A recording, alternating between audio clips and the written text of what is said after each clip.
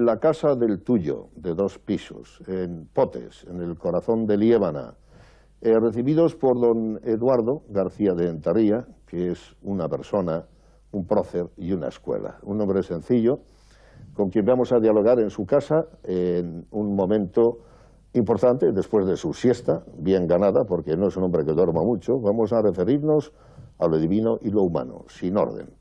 Cuando se asoma don Eduardo por la mañana, me han contado que lo primero que hace es mirar a los picos, el pico de San Carlos, el macizo que está delante de Peñavieja. Y luego se asoma casi a la confluencia de los afluentitos que rodean su casa, también no lejano, el Bullón, cerca del Deva. Este es el paraíso de Potes, en el que se encuentra a gusto y se reencuentra para descansar y para vivir. Aunque habla mucho del trabajo, le vamos a preguntar por la filosofía del ocio, porque el otro día hizo un canto al trabajo en el derecho, que es lo que le gusta y lo que le ha gustado. La receta que dio a los jóvenes en el reciente premio que hubo como sobresaliente, una vez más, sobresaliente que el Torrevelo y otro colegio, los colegios santanderinos, que han destacado y que a varios sobresalientes y en nombre de los cuales habló don Eduardo. Eduardo, gracias por estar en tu casa, por recibirnos. Veo aquí un poco de disforme elegancia antigua, pero ahí hay un cuadro que parece que de tono cubista, en otros sitios hay modern style en esa, y luego matiz, algunas cosas de derecho. Estoy seguro que arriba está la biblioteca más grande y otros muchos en Madrid. ¿Cómo te sientes aquí? Aquí lees, además de pasear, aquí descansas, aquí meditas. ¿Qué haces aquí principalmente? Aquí me siento en el sitio esencial de mi vida, que es Liébana. Yo no nací en Liébana, pero tengo que decir que me siento de Liébana. Mis 2 padres eran lebaniegos. Esta casa es la casa de mis abuelos maternos. Ahí están en alguna de las fotos que hay por ahí. Don José María Martínez Carande y doña Dolores de Linares. Y mis padres, los 2, eran lebaniegos, y lo que ocurre es que mi padre era notario, y cuando se me ocurrió salir a este mundo, pues estábamos en Cantabria, pero no en Potes, ¿no? Estábamos en Ramales, concretamente. Yo debo decir que no me acuerdo prácticamente nada de Ramales, ni tengo el menor recuerdo personal, porque salí de allí pues apenas con 3 o 4 años, ¿no? Naturalmente seguíamos la carrera de mi padre, que de Ramales nos fuimos a Tineo, en Asturias. De Tineo nos fuimos a Llanes. En Llanes nos cogió la guerra civil. Yo en Llanes terminé mi bachillerato, había entonces allí un instituto, y finalmente el año 40 mi padre se va primero a Lérida y luego a Barcelona como notario, donde termina luego en Madrid de notario, ¿no? Pero desde el momento en que mis padres se van a Cataluña, yo me independizo en cierta manera, aunque tenía 17 años, porque me voy a estudiar a Madrid, ¿no? Y entonces ahí es donde yo realmente pues he hecho toda mi carrera, ¿no? Literalmente. Has hecho la localización del principio de tus estudios, una leve referencia al paso de tu padre por distintos destinos, aunque podríamos mencionar Valladolid, que fue importante, porque creo que allí iba él a una tertulia de Cosío, y hay los antecedentes de derecho que no has mencionado en la familia, aunque no sea en las cátedras, aunque no sean, los has mencionado de pasada, creo que valen la pena una evocación tuya. Es decir, tú tienes un hijo, Javier, que es un hombre en el derecho. Tienes 2 hermanos abogados, por cierto, uno creo que militó en comisiones, lo cual no deja de tener su originalidad. Sí, militó en comisiones. Para lo que puede ser el conservatismo lebaniego, si queremos llamarlo así. Que sigue viviendo en Barcelona. Otro es técnico del Estado y amigo mío, tu hermano Jaime, y por quien sé algunas cosas familiares, siempre de buen gusto. Pero a mí me gustaría incluso volver a tu abuelo, el señor Martínez Carande. El dueño de esta casa. No salió diputado, por eso lo quiero decir, y salió en cambio un Garnica. Sí, hay como unos antecedentes Y esa mirada familiar, vamos a volver al derecho, no te preocupes, Eduardo. Sí.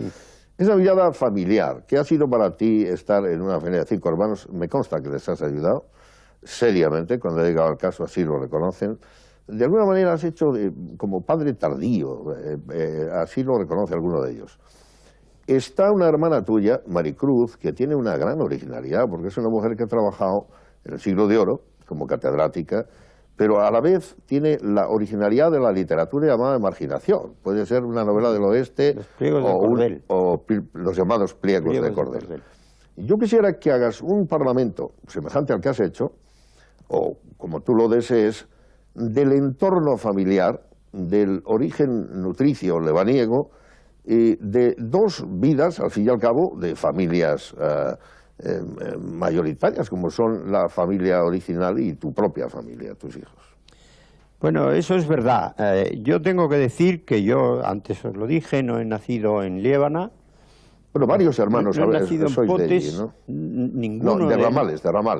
En Ramales nacimos Por lo menos 2 o 3. 4 o 5, yo creo, eso, ¿no? sí.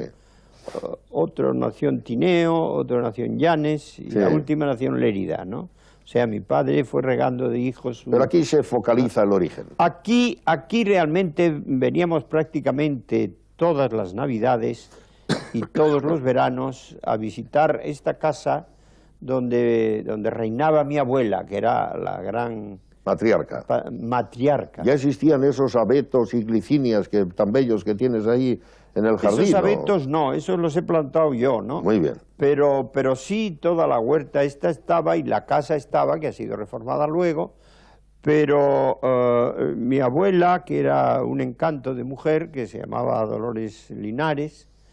¿Tu madre era María Dolores? Mi madre, María Era Dolores, sí, María Dolores. María Dolores. Tu padre, Eduardo. También. Eduardo también, sí.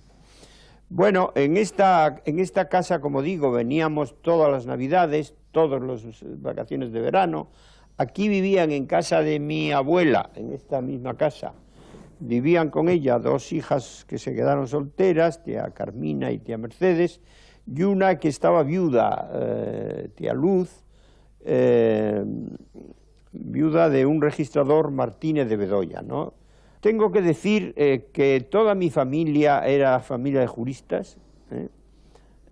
Mi abuelo, el dueño de esta casa originario, José María Martínez Carande, fue notario de Bilbao y murió muy joven de notario de Bilbao. Mi padre fue notario, los hermanos de mi padre fueron registradores y notarios, Juan José, Tomás. El único hermano que tuvo mi madre, que le mataron en la guerra en Paracuellos, sin tener 30 años, era un brillantísimo notario y estaba vocado a ejercer en una gran carrera que truncó lamentablemente la guerra. Tíos, primos, los hermanos de mi madre estaban casados todos con registradores, con notarios. Cuando yo me acuerdo el año 47 en que vine, las oposiciones se terminaron en julio, el 7 de julio yo creo que se terminaron del 47, y vine y pasé aquí 2 meses de vacaciones, en fin, además con la satisfacción de que había ganado esa oposición. Y un día mi padre, mis tíos, me hicieron una encerrona y me dijeron, bueno, Eduardo, has demostrado que eres un chico listo, has sacado unas oposiciones brillantemente, pero tú lo que tienes que hacer es notario. Eso es una tontería, eso que sacado eso es ser funcionario, eso no tiene la menor atractivo. Tú lo que tienes que ser es notario, es lo que somos todos y lo que ha sido toda la familia, y estás en muy buena edad para... Y yo les miré y digo, ¿pero lo decís en serio? Lo decían completamente en serio, lo decían para ellos, era ser un funcionario, en fin, que cobraba un sueldo a fin de mes, pero que no tenía demasiado sentido profesional eso. Yo les dije, pues mira, no, yo no voy a ser notario, no me gusta esa carrera, y yo sí, voy a continuar con la carrera de Derecho, pero mi vocación es hacerme catedrático, ¿no? O sea que tú haces bueno lo que el otro día decías en público de la vocación. Crees en la llamada para las cosas, para la vida intelectual. Pues sí, Pero, realmente, pero esa llamada también lo dije, yo creo que no nos llama nadie desde fuera. No, claro, que se redescubre. Se redescubre, a base y yo, ¿cómo lo trial and descubrí? error, Pues por los que antes os contaba, el derecho administrativo, que yo había pasado sin pena ni gloria en la carrera. Veías que había un vacío y que se podía Que había un llenar. vacío y que ahí había muchísimo que hacer y que por consiguiente ese era mi destino. Por ahí te voy a preguntar. Entonces tenemos el eje de que admites un peso familiar por el entorno de juristas, de abogados, etcétera, y luego el peso de Castro y Garrigues, entre otros. De Castro y Garrigues, que eran privatistas, no son Claro. los que me llevan, Sí, pero sí, son los que me enseñan Lo has dejado lo claro, que es un profesor. A querer el camino. Eso, sí. Lo que es un profesor. Un Ahora, profesor que yo he tratado de ser luego, ¿no? Yo sin quiero, llegar naturalmente a la altura antes de mencionar un par de detalles que te van a recordar cosas, porque vamos a volver mucho al derecho. Uno, y de vez en cuando haré unas preguntas un poco insólitas, me han contado que el año 34 estabas en Oviedo, en el váter, en el retrete, y que estalló una bomba. Supongo que eso es un impacto. No quiero meter anécdotas, pero esta es una categoría. No estalló una bomba, estalló algo mucho, estallaron 2.500 kilos de dinamita a 15 metros de donde estábamos. Quiero que refieras eso, porque a mí en las entrevistas no me gusta ser amarillista, pero tampoco que hagamos una plácida conversación de salón. Sí. Quiero unir eso a otro recuerdo que va antes de todo lo que hemos hablado para localizar el origen de tu adhesión al estudio de Derecho, que es el paso por la residencia que tú mencionabas. Eso no es la residencia de estudiantes. La residencia, sí, yo no sé si se ha mitificado, Dalí, Buñuel, no sé qué, aquellos dos señores bueno, que claro, se yo no besaban. conocí la residencia de la República, Pero la que yo conozco es otra, ¿no? Pero quiero decir que la mitificación viene por esos dos señores que un día se dieron un beso delante de Valle Inclán y decía, qué cochinos. Entonces, lo que no hay duda es que a los 17 años, que es cuando estás en la residencia, no es el 34, que es cuando estalla toda esa dinamita, que parece que estallaba entonces. ¿Por qué no haces otro parlamento, si no quieres, que no sea muy largo, porque me va a dar pena luego no preguntarte cosas, relacionado con esa estancia en la residencia y lo que quieras decir antes y después de ella y el lío de la dinamita? Empiezo por el lío de la dinamita por orden cronológico. Es cronológico, eso es. Yo estoy con 11 años interno en los frailes. En los maristas. ¿Eran los del Valero estos? No tenían... Bueno, hay que decir que entonces había la ley contra las las comunidades religiosas y vestían de paisano y le llamábamos don. Sí. A todos le llamábamos don, ¿no? Sí.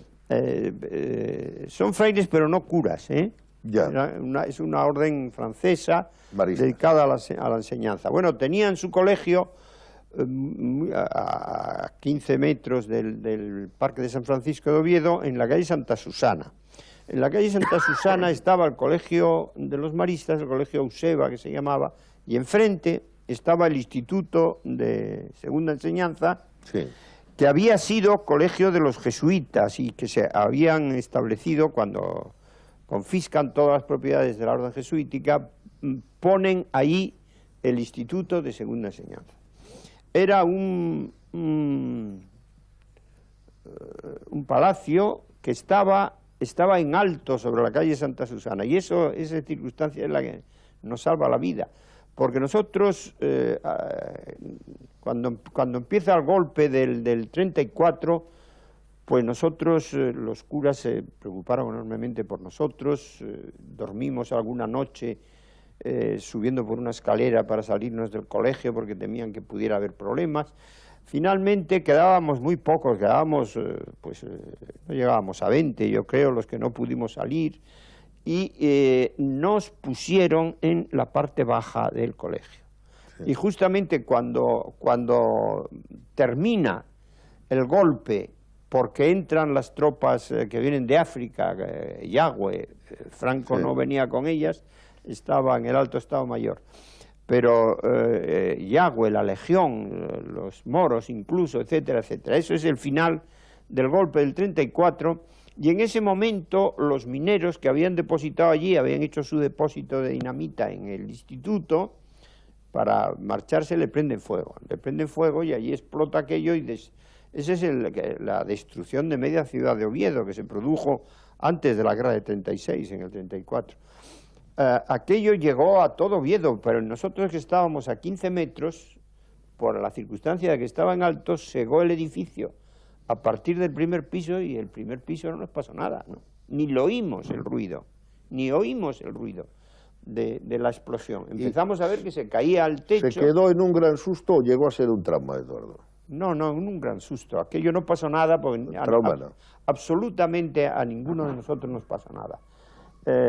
Los frailes cogieron había quedado destruido todo el colegio, teníamos que salir de allí, entonces se les ocurrió irnos a un orfanato que había en el Cristo de las Cadenas, que actualmente ya está integrado en la ciudad, entonces estaba fuera de la ciudad de Oviedo. Y cogieron un palo y una sábana, y uno de ellos se puso delante con los niños y protegidos allí. Y bueno, llegamos felizmente al orfanato, y allí dormimos esa noche, y al día siguiente entraron los legionarios en el orfanato, que nos dieron con sus patillas, con sus Es que esto no es muy sabido, pero yo quiero aprovechar, antes del retazo que quieras destinar a la residencia, que es... Bueno, ahora voy a la residencia. Un lugar mítico. Déjame hacerte una pregunta previa, que ya es menos anecdótica. Algunas gentes, al enjuiciar la Guerra Civil Española, desvinculan ese 34 del 36. Otros lo vinculan, quizás en exceso, pero fuertemente, para buscar los antecedentes de unos u otros, las dos Españas que nos helaban, parece que ya no, el corazón, y antecedentes de la guerra. Pero además, llevándolo más lejos, incluso en un converso, como ha podido ser, mencionando a Laín, aquel gran poeta falangista que estuvo en la División Azul, leía yo recientemente un libro de Bustelo que se llama A Vueltas con España, y dice que el exceso clericalista, mangoneador de España, que va del 19, del carlismo, hasta esas fechas, provocan una mala conciencia de la Iglesia que es generadora de la guerra. Eso lo llega a decir Bustelo, que es un hombre prudentísimo. Yo creo que es el único elemento que... Bustelo, el que fue rector de... Sí, el que está en Berlín y tal. Es el único elemento discordante que he visto en un extraordinario libro que se llama Vueltas con España, a juicio mío, aunque lo retoma a propósito de la conversión y la palinodia de Laín. Pero otros, en cambio, han hablado de la gran importancia que sin duda tiene en la escolarización la República, pero que era ferozmente anticlerical, como tú esbozabas por la vía de la anécdota. ¿Cuál es, honradamente, a la altura de tus 64 años, puede ser interesante ver tu visión, un poco redondeada, no necesariamente larga, de las causas de la guerra? ¿Quiénes fueron los unos y los otros en lo que no vamos a llamar culpabilidad, pero sí responsabilidades, quitándole a los internacionales las suyas, porque los años 30 eran un hervidero de todos? Sí. Bueno, eso sería muy largo de contar y no creo que tengamos tiempo, ¿no? No, un poquito, yo lo que creo es que la guerra civil evidentemente se genera en la República, y el primer suceso de esa guerra civil es justamente la Revolución del 34, en el que por una parte se crea la llamada Comuna de Asturias, matan gente, queman iglesias, etcétera, etcétera, hay 2000 muertos en total, y en Cataluña, donde felizmente un capitán general despierto puso los cañones enfocando el Palacio de la Generalitat, y se acabó el Estat catalá que había proclamado Companys, ¿no? Eso evidentemente es el primer golpe de la ruptura de la vida política normal, ¿no? Entonces, los perdedores de todo esto, pues lanzan la campaña de la represión. Es curioso, no tenía importancia la revolución, tenía importancia la represión. En la represión, según ellos, se habían asesinado a miles de personas, y es posible que fuera dura, pero vamos, esos miles luego no aparecieron por muchos sitios, ¿no? Y ocurrió, sin embargo, pues que las elecciones siguientes, que fueron las elecciones del 36, pues se presentaron como una revisión del golpe del 34, así se presentaron. Como una reacción. Una reacción, ¿no? Frente a la represión, que era lo que unía al Frente Popular, que reprochaba a la derecha que esa represión, y resultaba que la derecha apareció como acusada, en cambio ellos eran las víctimas. Eso no había sido así, evidentemente, la ruptura se había producido antes. Entonces, en el 36, claro, cuando vino la guerra yo tengo 13 años, ¿no? Yo no vivo aquello... No, pero hablo de la hermenéutica desde los 84, con que puedes mirar apaciblemente si es bueno, posible. Aquello fue lamentable, ¿no? Una guerra civil creo que es lo peor que le puede pasar a cualquier pueblo. Para nosotros fue feroz esa guerra. Porque aquí me vale, te lo juro. Los dos bandos, pues... quedo satisfecho, estoy seguro que nuestros telespectadores también con esa respuesta. Pero es que lo quiero enlazar con otra cosa que ya sí va al corazón de tu trabajo de profesor y profesional. ¿Qué es la residencia? La residencia, eso es. Bueno, ahora te hablo de la residencia. Yo voy a Madrid, mi padre estaba de notario en Lérida cuando yo voy a Madrid. 17 años tengo entendido. 17 años y yo no conozco a nadie en Madrid prácticamente. Uno que luego terminó siendo mi cuñado, Francisco Soberón, el farmacéutico de aquí, que ya ha muerto, me esperaba y me llevó a una pensión, ¿no? Y en esa pensión yo seguía tratando a compañeros míos de Llanes, que habían sido compañeros míos de instituto, uno de los cuales es el primero que me habla de la residencia. Es en las Navidades del año 41, en las Navidades del año 41.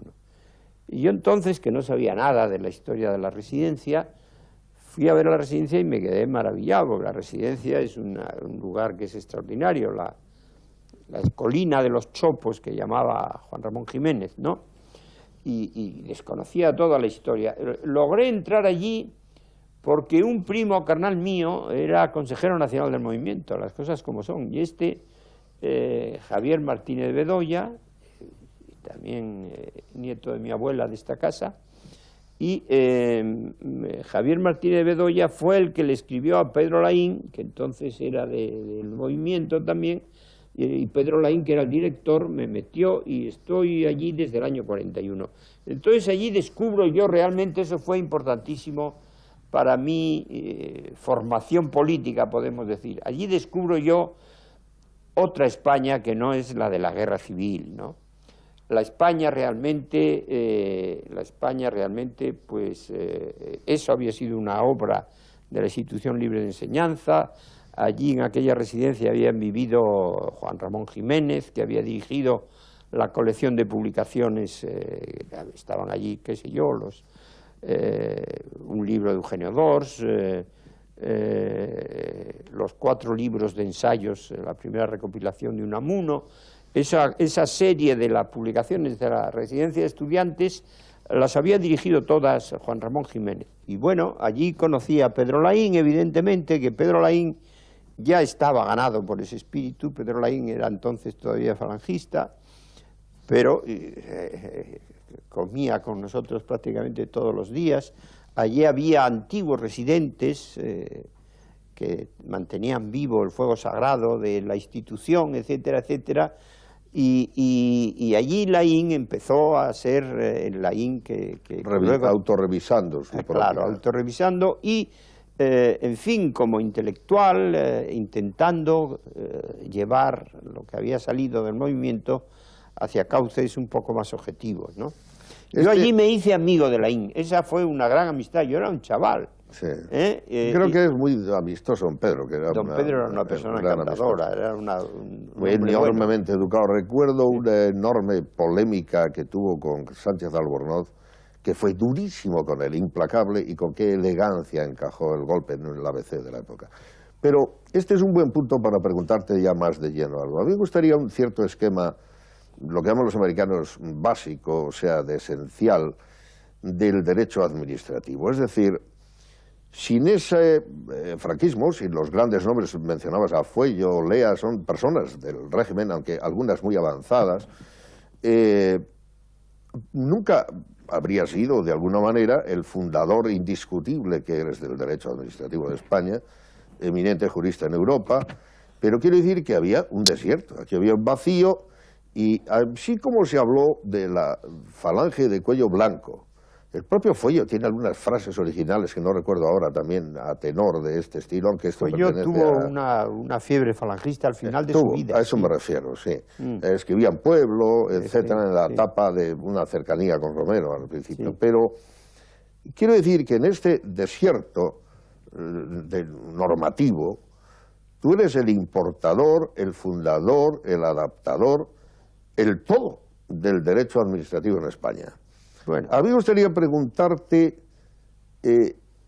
tres cosas simultáneas que son un poco complicadas. Una, ¿de dónde vienen esas importaciones y qué había nuestro si había antecedentes? Pues claro, la familia germánico-romana del derecho es la misma que en Francia, en el derecho supranacional público comunitario estamos ahora juntos, en el internacional había tratados de los que se derivan cosas, pero el derecho administrativo es una rama que me gustaría que digas cómo pega con todas las demás y de dónde te las organizas para traerlo y cómo se va modificando por dentro, porque esto tampoco es nuevo, lo empezaste a hacer hace muchos años. Eres un poco el factotum, súper reconocido, más de 50 alumnos, por cierto, luego hablarás de ello, he sabido que te van a dar un homenaje aquí en el refugio, 50 personas. Creo que no se te ha escapado en la cátedra nunca, también eso hay que decirlo. Supongo que será muy bueno, pero también significa una mano de hierro para que salga lo que tú quieres. Aparte de estas otras connotaciones, a las que si quieres respondes, lo serio es que España te debe el derecho administrativo, que todos los estudiantes tienen tu texto y que está reconocido en el mundo. Pero ¿de dónde viene y cómo lo haces? Bueno, el derecho administrativo es una creación, es una consecuencia del régimen de la Revolución Francesa y de la creación de la administración pública contemporánea, que es la que todo el mundo llama la administración napoleónica, que es la gran obra de Napoleón, aunque claro, con precedentes en el 18 muy importantes, pero Napoleón es el que centraliza Francia, es el que crea el Consejo de Estado francés, que es la pieza esencial del derecho administrativo francés, el que crea el contencioso administrativo. El contencioso administrativo es una creación napoleónica, él participa muy directamente en 1806. Él crea en la Constitución, que se llama del año octavo, que es de 1799, que es la primera Constitución napoleónica, él crea el Consejo de Estado. Él crea el Consejo de Estado, al que encomienda resolver los problemas que se planteen a la Administración, porque él se ha dicho, Napoleón realmente pues es un hijo de la Revolución, pero contra la Revolución. No es cierto, no. La expande. No, la expande la Revolución y sobre todo expande una idea esencial, el gobierno por la ley, que es lo que trae la Revolución. Eso es lo que trae. Es verdad que la ley era lo que él decía, pero no había allí democracia. También es verdad, ¿no? Que luego hay que hacer el Congreso de Viena para poner al derecho todas las fronteras del mundo conocido. Sí, también es verdad eso. Y que era un poco porque el cuadro famoso del neoclásico, el prototipo que tiene ahí, muestra junto al legajo la espada. Sí, así es. Bueno, él es la administración napoleónica es la que crea ese derecho administrativo, hace pandán con el derecho administrativo. Hay por un lado una administración que es la que centraliza, unifica, en Francia totalmente, con el sistema de departamentos que subsiste tal como lo configuró Napoleón. En España ese régimen va a ser importado, la administración napoleónica es recibida en España a partir de la muerte de Fernando VII, ¿no? El año 33 hay una persona esencial ahí, que es Javier de Burgos. Javier de Burgos es el que hace la división de provincias, que subsiste, tomada del sistema departamental francés, y es el primero que habla del nuevo derecho administrativo. Tengo que decir que el primer libro que yo publico en el Instituto de Estudios Políticos es una reedición con un prólogo mío. Eduardo, cuando tú lees todos los días los periódicos y ves las cosas que dice desde particulares que se quejan de cosas, contenciosos de otro carácter entre las periferias y el gobierno central que cedió poder a Europa y se lo ha cedido a las autonomías, y ves cuestionadas las decisiones de los fiscales, que quizás tú mismo cuestiones algunas, objetadas otras de los jueces, puesta en marcha lo que llaman una crispación, puede que no lo sea tanto, y quizá la de los partidos no corresponda a la cívica, pero dos maneras tan fuertes de chocar en estos días. ¿Crees que se está respetando el derecho administrativo y los demás derechos y que está circulando la democracia española por los canales razonables con que circulan otras, incluso diría, comparativamente las europeas? Y como han circulado las nuestras hasta hace 3 años, ¿no? ¿Cuál es tu impresión general de la situación que existe respecto a derecho? Es decir, a la marcha del funcionamiento, del desarrollo de lo que llaman la segunda reforma o la segunda, no sé cómo tendremos que llamarla, pero... Bueno, yo creo que uno de los éxitos políticos que hemos tenido en España ha sido la transición. La transición fue una maravilla. Ese consenso parece finalizado. Ese consenso fue clave y ese consenso ha durado hasta ahora, y parece que el actual gobierno, en fin, quiere pasar por encima de ese consenso. Para eso se ha apoyado en pequeños partidos marginales que son extremistas por su propia naturaleza. ¿Y tú eres un centralista? Yo no soy centralista, no soy centralista, soy descentralista, descentralizador, diríamos, ¿no? Pero y luego hablamos, si quieres, de mi intervención. No, si el problema es solo el tiempo, yo quiero hablar de tanto que ese es el problema que tenemos, desgraciadamente, pero... No, bueno, yo realmente participé en la puesta en orden del sistema autonómico, ¿no? Sin duda.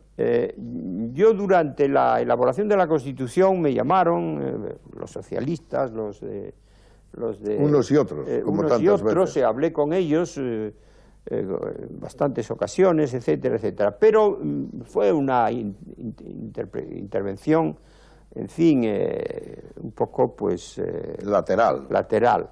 Ahora, ocurre que cuando se pone en marcha el sistema constitucional español, las 4 primeras autonomías que se adoptan, que son País Vasco, Cataluña, Andalucía y Valencia, pues cada una de esos estatutos costó sangre casi, ¿no? No llegó la sangre al río, pero fue enormemente. Y entonces entra Leopoldo Calvo Sotelo y Leopoldo Calvo Sotelo, que me va a ver a mí antes de su presentación a las Cortes, me dice, ¿cómo ves esto? Digo, yo lo veo, me parece que esto de las autonomías está muy bien, pero que no, hay que orientarlo de otra manera, ¿no? Entonces tuvimos unas conversaciones, yo le di unas notas, y él ya en el discurso de investidura dice que tienen que ponerse de acuerdo los dos partidos para normalizar el sistema autonómico. Y efectivamente, él entra en febrero, yo creo, que es cuando es el 23F, ¿no? El 23F parece que se produjo precisamente por la preocupación con el sistema autonómico, por lo mal que iban las cosas, y en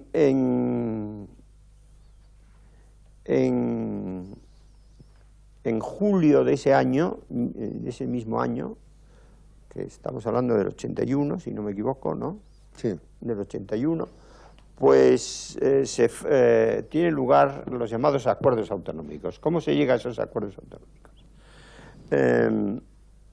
Leopoldo Calvo Sotelo, con quien yo apenas tenía relación antes de esto, él fue a buscarme y luego hemos mantenido una buena relación, pero no la teníamos antes. Entonces yo le digo, mira, Leopoldo, yo creo que aquí se podía poner en pie el sistema inglés de las Royal Commissions, ¿no? Bipartisanas. Las grandes reformas que se han hecho en Inglaterra han sido siempre siguiendo a una comisión de expertos, una comisión real, regia, pues se llama así, en la que intervienen los partidos y cuyas conclusiones se publican y que finalmente aceptan en un 90% los dos partidos, ¿no? Eso le gustó y le dijo, ¿y cómo podemos hacer esto? Y yo le di algunas ideas. El caso es que yo el 31 de julio, antes me había llamado Leopoldo y había dicho, habla con Felipe, y Felipe está de acuerdo conmigo, que eso teníamos que ir, ¿qué podemos hacer? Y yo le dije otra vez, pues mira, una comisión de expertos.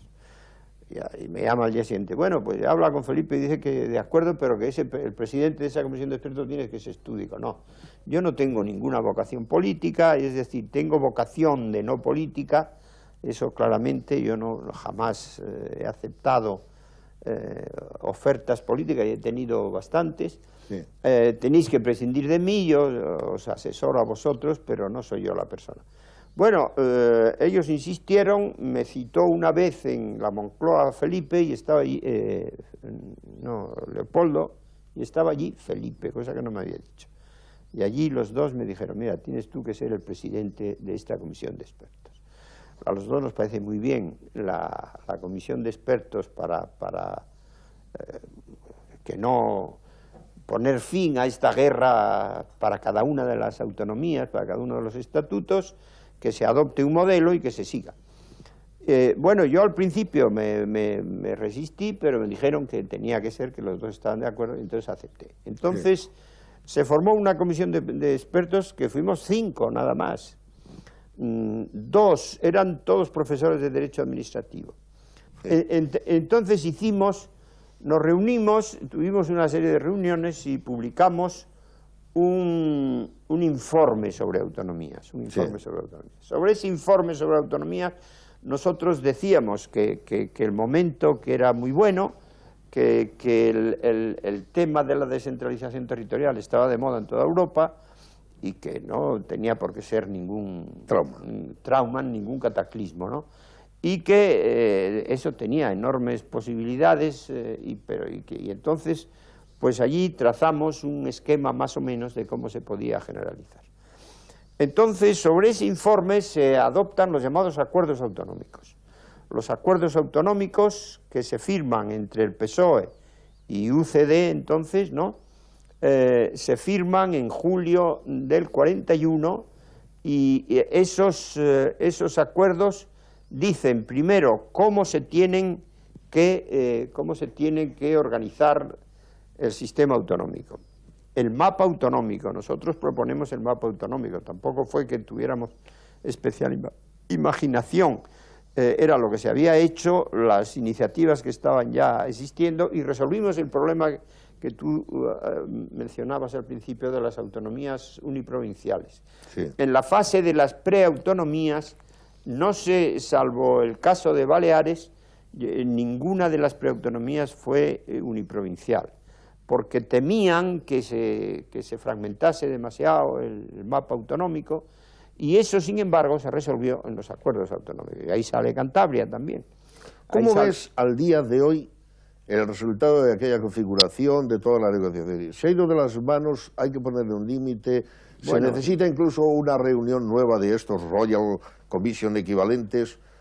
Eso por un lado, y por otro, refiérete un poco, siempre es una ocasión buena para aclarar que dicen que propusiste que Cantabria fuese con Asturias, frente a la idea de otros que no querían para nada que estuviese sola, el propio Martín Villa. Eran posibilidades. Por eso, sí. Eran posibilidades, yo no propuse eso, ¿no? Pero hoy, francamente hablando, ¿qué impresión tienes como experto? Hay que dar un salto, respetar las razonables diferencias descentralizadas que ya hay y ser definitivamente federales, o hay que regular, pararse un poco y mantener el eufemismo del Estado de las Autonomías, pero bien mantenido. Bueno, esto tiene un origen, que es la falta de consenso previo con que esto se llevó, y entonces se plasmó en la Constitución, en vez de un mapa autonómico y en vez de un sistema en el que estuviesen definidos cuáles eran los poderes del Estado y cuáles los de las comunidades autónomas, pues se quedó en lo que los juristas han dado en llamar el principio dispositivo. La Constitución no dice nada sobre las autonomías, ofrece un modelo, una pluralidad de modelos. Hay unos modelos más amplios, menos amplios, lo remite todo a estatutos, no configura ningún mapa, etcétera, etcétera. Ese es el principio dispositivo. Entonces crea ahí una indeterminación. Esta indeterminación es la que se va a llenar con las primeras iniciativas autonómicas. Las primeras iniciativas autonómicas, las primeras, claro, fueron las catalanas y los vascos. Estos señores se reunieron en Sau, los catalanes, y en Guernica, los vascos, y presentaron con un cierto aire de ultimátum unos proyectos de estatuto, en fin, que bastante considerables. A continuación se unió también Andalucía, sorprendentemente. Esto tiene un origen personal que se ha olvidado, que es que el primer ministro de las regiones era andaluz, que era Manuel Clavero Arévalo, ¿no? Sí. Profesor de Derecho Administrativo. Que dicen que es la escuela del sur que competiría muy vagamente con la tuya. No, bromeo, aparte de eso es que él era autonomista serio. Sí, no, he querido bromear un poco. Pero él quiso que Andalucía fuese una autonomía mayor. Y entonces, bueno, recordaréis todo el lío con el Estatuto Andaluz, un referéndum, etcétera, etcétera, todo aquello, ¿no? Era una de las vías que señalaba la Constitución. ¿Y ahora qué?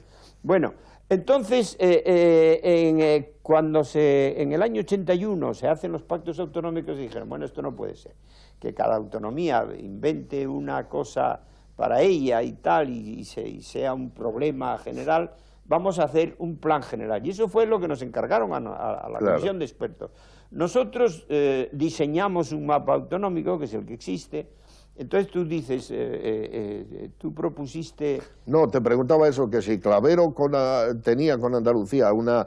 Parece que tú hayas tenido otra entre Asturias y Santander, como una rara variante, frente a las que había, que era con Castilla o sin Castilla, que es como estamos. No. Lo que ocurre, vamos, yo nunca pretendí tomar decisiones políticas. Lo que es verdad es que eso lo tenían que decidir las fuerzas locales. Como es natural, ¿no? Las fuerzas locales. Y las fuerzas locales, debo decir que el actual presidente tuvo un papel entonces, porque entonces él dijo una cosa, por cierto, absurda, ¿no? Revilla, que dijo, no, nosotros con Castilla no tenemos nada que hacer porque nuestros intereses son contrarios. Ellos quieren el trigo caro y nosotros... un simplismo no chistoso. El trigo barato, y por consiguiente, o sea, él lo veía como una pugna económica, ¿no? Bueno, entonces nosotros, uno de los cometidos que nos encargan los dos jefes políticos, pues es que diseñemos el mapa autonómico, y lo diseñamos, pero partiendo de las iniciativas existentes, no saliendo de nuestra cabeza, ¿no? Y eso fue un éxito, Ahora tú me preguntas, ¿realmente te parece que el sistema autonómico... Aquí y ahora. Yo soy rigurosamente partidario de la descentralización. Creo que la descentralización española está primero en línea con las corrientes universales en las que la centralización ha hecho crisis, y segundo, ha obtenido y sigue obteniendo hoy una transformación capital del país de la que muy poca gente se da cuenta. Realmente el sistema centralista español hoy nos parecería inadmisible por las poblaciones. Allí no había más que el gobernador civil, que era un señor de la confianza del gobierno, y 4 amiguetes, y los funcionarios que eran los delegados provinciales de los servicios en la provincia, el de industria, el de obras públicas. Eso era la administración provincial, no había otra, porque las diputaciones las habían arrinconado. Las diputaciones realmente hacían los establecimientos provinciales, el hospital provincial, el asilo para niños, etcétera, etcétera, y las carreteras provinciales era lo que hacían las diputaciones, no tenían contenido, no hacían nada. Entonces, cualquier acción que se pretendía, acción de renovación, de dotación de servicios en la provincia, eso había que canalizarlo por la vía del caciquismo, porque no había otra vía, no había otra vía. Es más, yo alguna vez